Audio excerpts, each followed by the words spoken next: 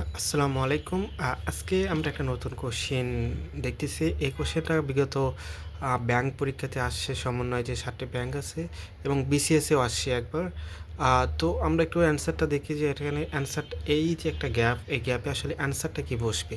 আমরা একটু কোশ্চেনটা পড়ে নিই। The jury insist that the criminal hang by Saturday. দেখুন দ্য ক্রিমিনালটা সিঙ্গুলার, তাহলে অবশ্যই আমাদের ইজ অথবা ওয়াস হওয়ার কথা ছিল। ইস অথবা ওয়ার হওয়ার কথা, ওয়াস হওয়ার কথা ছিল, যেহেতু এটা সিঙ্গুলার। এই জন্য এখানে একটা ভার্বের ভিতরি বসছে এবং তার আগে অবশ্যই ভার্বের বেস মানে অ্যামিস আর বা ওয়াস হয় মানে বি ভার্ব বসবে। কেন? কারণ তাহলে ভয়েস চেঞ্জ হবে। ঠিক আছে, কিন্তু আমরা এখানে কি হবে না, ইজ বা ওয়াস কিছুই হবে না। কেন হবে না? কারণ এখানে একটা ভার্ব আছে, নাম হলো যে ইনসিস্ট। এটাকে বলে সাবজাংটিভ ভার্ব। কি বলে? Subjunctive subjunctive verb. কিছু ভার্ব আছে যেগুলোকে সাবজেন্টিভ ভার্ব বলে, যেমন ইনসিস্ট, কমান্ড, আক্স, অ্যাডভাইস।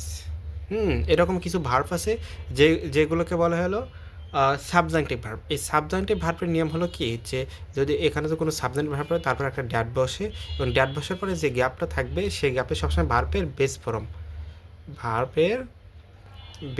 বসে। ভার্বের কোন ফর্ম বসবে? বেস ফর্ম বসবে।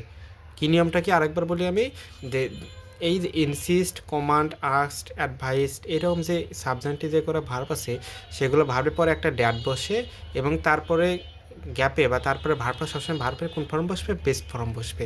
অতএব অ্যান্সার আমাদের কী হবে? বি হবে। ধন্যবাদ।